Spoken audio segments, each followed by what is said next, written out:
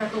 त्यामुळे social media कंपन्यांनी अशी माहिती हटवून देशातच कार्यालय उघडावीत अशी अट नेपाळ सरकारने ठेवली।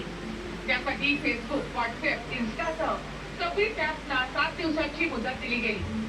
मात्र छोट्या देशांमध्ये कार्यालय उघडण्याचं धोरण नसल्यामुळे कंपन्यांनी त्याला नकार दिला। पण नोंदणी केवळ नाटक असून त्याआड सरकारला सोशल मीडियावर नियंत्रण हवं होतं असाही आरोप झाला।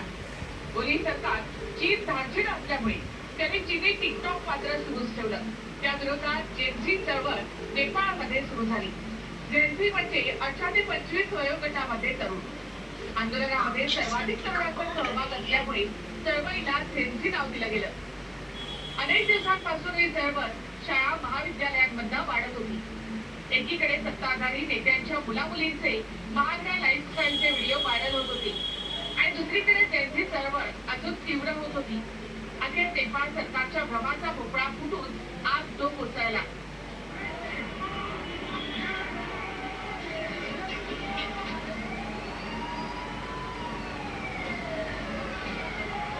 या दशकाच्या सुरुवातीपासून पहिल्या 5 वर्षात 4 देशांमध्ये आग तो कोसळला। अराजक वाचून सत्ताधाऱ्यांना देश सोडून पळून जावं लागलं। दशकाची सुरुवातच 2021 ला अफगाणिस्तानमधून झाली।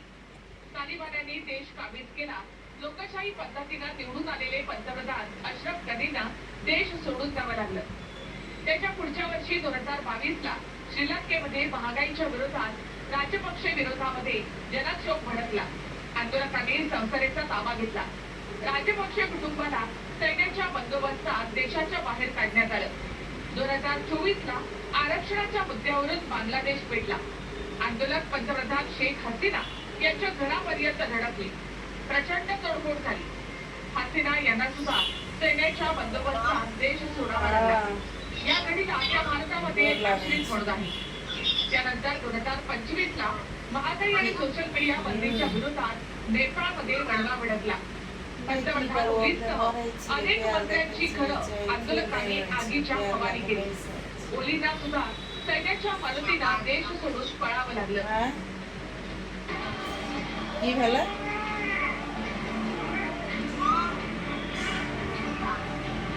কি কালি हे चित्र जर नकाशामध्ये समजून घ्यायचं झालं आवाज तर नाही मागच्या आवाज 4 वर्षात भारताच्या शेजारी असलेल्या 4ही देशांमध्ये अराजक माजलं।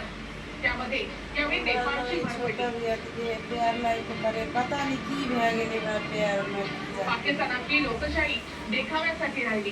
पंतप्रधान नामधारी आहेत तर सैन्य मुख्य कारभारी। अफगाणिस्तानात तालिबानी सत्तेत आली। पंतप्रधान अशरफ गनींना देश सोडून जावं लागलं। श्रीलंकेमध्ये हुजूरपणे सरकार चालवणाऱ्या राजपक्षांची लोकांनी उलटवून टाकली। महागाईच्या झळांमुळे आग कोसळताच राष्ट्रपती राजपक्षे देश सोडून पळून गेले।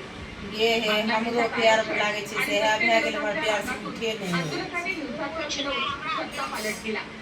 पंतप्रधान शेख हसीना यांना रातोरात देश सोडून भारताचा आसरा घ्यावा लागला। नहीं ये बेरोजगारीला पीडित हम नहीं जाने त्या विरोधातला आवाज दाबण्यासाठी ओली सरकारनं सोशल मीडिया ॲपवर बंदी घालतात सत्तेसकट स्वतःचं घर सुद्धा घेऊन आणलं।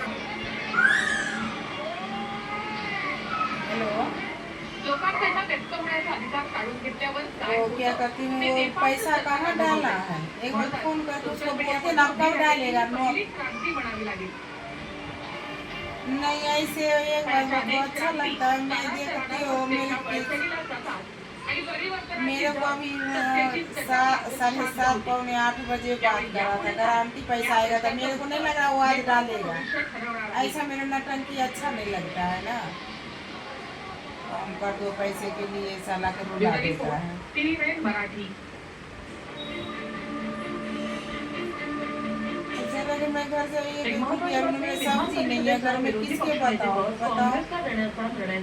अशी माहिती ठाकरेंच्या शिवसेनेचे आमदार भास्कर जाधव यांनी दिली। विधानसभा ठाकरेंकडे आणि विधानसभा काँग्रेसकडे नाही असा निर्णय झाल्याचंही जाधव यांनी म्हटलंय।